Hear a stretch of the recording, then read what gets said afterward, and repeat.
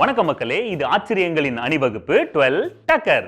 Alexander, Napoleon போன்ற மற்ற நாட்டு மன்னர்களை பத்தி தெரிஞ்சுக்கிட்ட நாம இங்கிருந்து கிளம்பி போய் இந்த உலகத்தையே கட்டியாண்ட ராஜராஜ சோழனோட வாரிசான ராஜேந்திர சோழனை பத்தி தெரிஞ்சுக்கணும் இல்லையா? அவரை பத்தின 12 டக்கரான தகவல்கள் உங்களுக்காக. 1000 வருஷத்துக்கு முன்னாடி இந்த பூமியோட கால் பகுதியை தன்னோட கண்ட்ரோல்ல வச்சிருந்தாரு.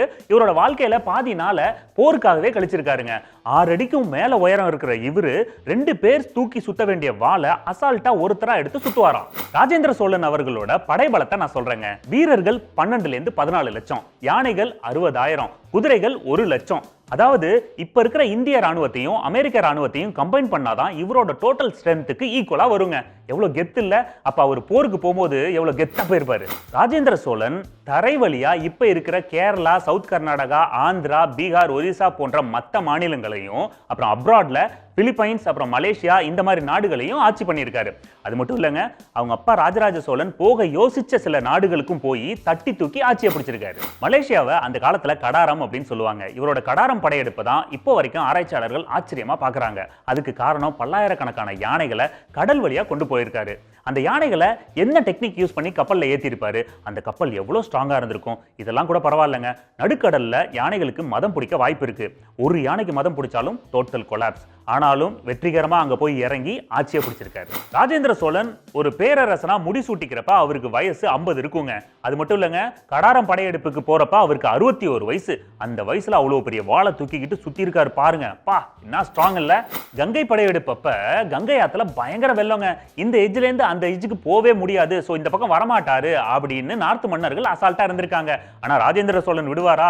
நூத்துக்கணக்கான யானைகளை பாலம் மாதிரி ஆக்கி அது மேல போய் அந்த பக்கம் இறங்கி அசால்ட் பண்ணிருக்காரு. கஜினி முகமது வட இந்தியால கொள்ளையடிக்கிறதுக்காகவே போர் புரிவாராம். அவரை எதிர்த்து வட இந்திய மன்னர்கள் எல்லாம் போர் புரிஞ்சு ஜெயிச்சிருக்காங்க. அதுல முக்கியமான பங்கு நம்ம ராஜேந்திர சோழனுக்கு உண்டு. ஏன்னா இவர் தான் இங்க இருந்து அவங்களுக்கு உதவுறதுக்கு ஒரு பெரும்படையை அமைச்சிருக்காரு. அதுக்கப்புறமும் ஜெயிக்காம இருப்பாங்களா? நம்ம ராஜேந்திர சோழன் போர்ல மட்டும் இல்லைங்க, ட்ரேடிங்லயும் பிச்சிருக்காரு. சீனா, வட இந்தியா, இலங்கை, பாரசீகம், அரேபியா, ரோம், கிழக்கிந்திய தீவுகள் இங்கெல்லாம் ட்ரேடிங் வச்சு பட்டையை கிளப்பியிருக்காரு. உலகமே வாய பொழந்த கடாரம் படையெடுப்புக்கு அப்புறம் அதை பாராட்டுற விதமா கம்போடிய மன்னன் சூரியவர்மன் ராஜேந்திர சோழனோட அம்மாவோட பேர்ல ஒரு கோயிலை கட்டினாரு. அந்த பிரம்மாண்டமான கோயிலோட பேரு தான் இப்ப இருக்கிற அங்கோர் வாட். இப்ப இருக்கிற காலகட்டத்தில் கப்பல் போக்குவரத்து ரொம்ப ஈஸிங்க. ரேடார், கம்யூனிகேஷன் டிவைசஸ் நிறைய இருக்கு. ஆனா ராஜேந்திர சோழன் அவர்கள் எப்படி கப்பல்ல பயணம் செஞ்சாரு? அதாவது ஆமைகளுக்கு பொதுவாகவே நீரோட்டம் பார்க்க தெரியும் அப்படிங்கிறது இவருக்கு தெரியும்.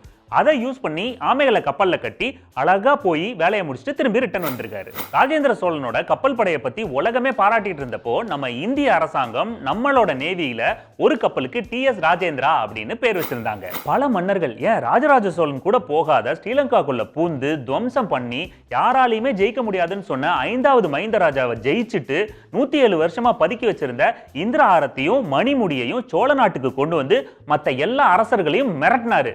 ஓகே மக்களே, மீண்டும் சந்திப்போம். இது ஆச்சரியங்களின் அணிவகுப்பு. நான் உங்கள் 12 டக்கர் துரைராஜ்.